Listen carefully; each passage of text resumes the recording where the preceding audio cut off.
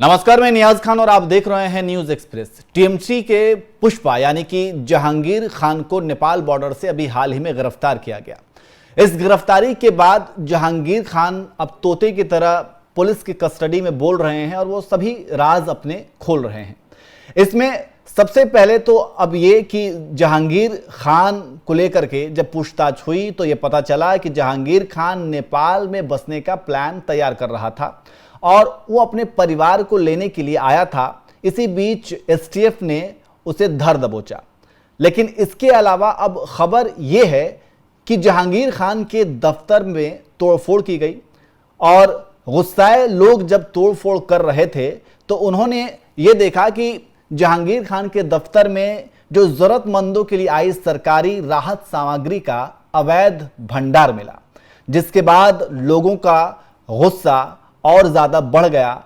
और अब यह आरोप है कि जहांगीर खान जो सरकारी राहत सामग्री जो सरकार की तरफ से आती है जरूरतमंदों के लिए, गरीबों के लिए, अब उनके भी अधिकार को मार करके बैठा था और अपना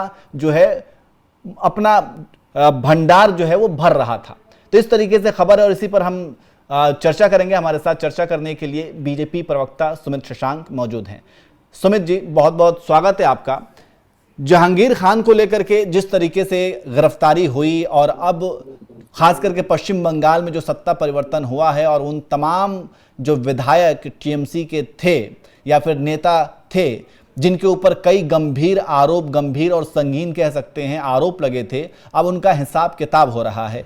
और अब ये जो अवैध भंडारण की जो खबर निकल करके सामने आ रही है कि सरकारी राहत सामग्री का अवैध भंडार मिला उसके दफ्तर में, क्या कहेंगे?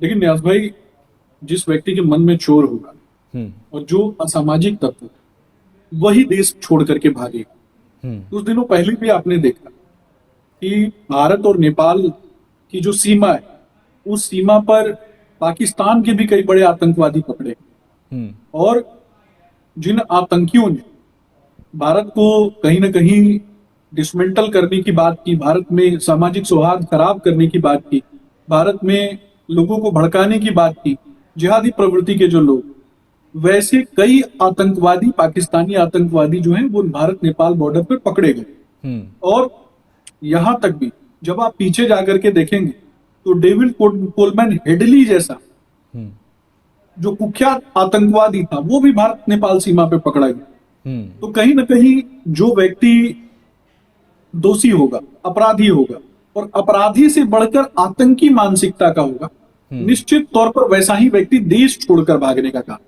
क्योंकि देश से बाहर अगर कोई किसी को पनाह देता है तो निश्चित तौर पर वो देश विरोधी गतिविधियों में लिप्त रहने वाले लोग ही होते हैं।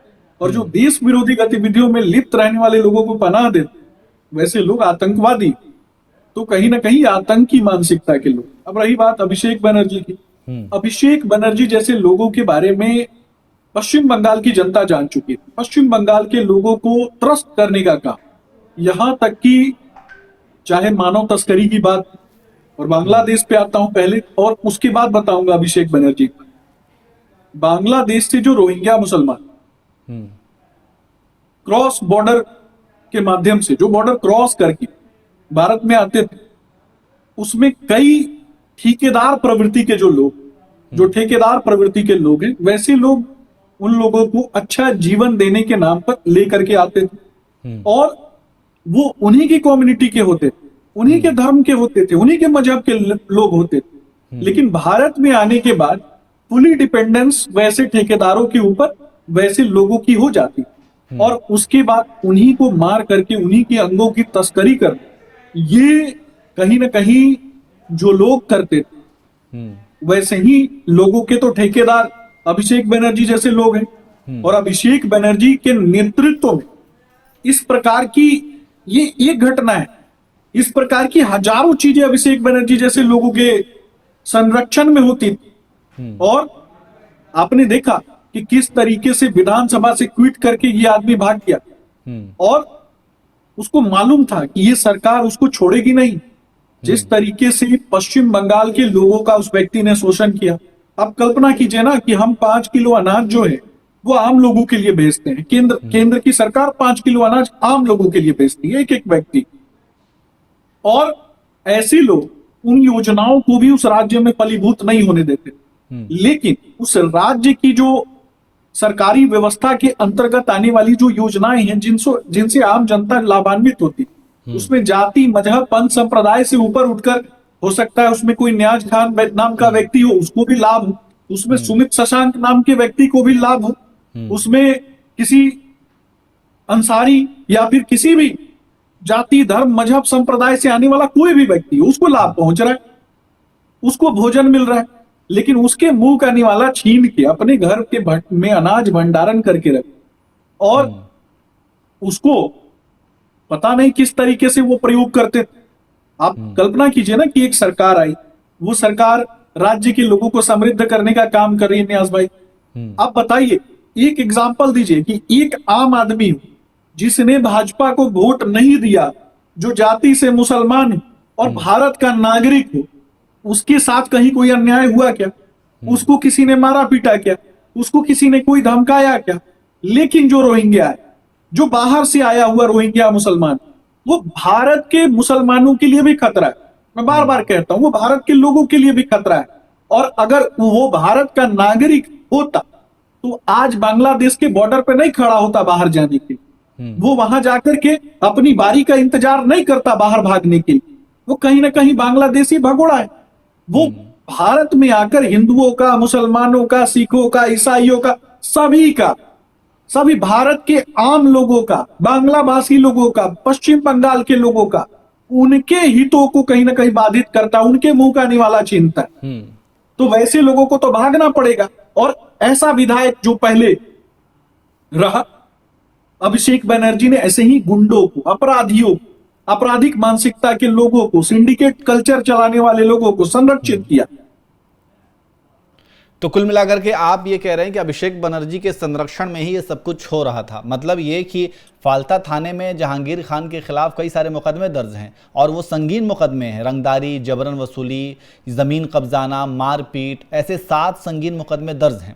और इस दरमियान क्या आपको ये भी लगता है कि अगर नेपाल में बसाने का या फिर भगाने का कुछ प्लान जो था वो भी किसी के संरक्षण में हो रहा था?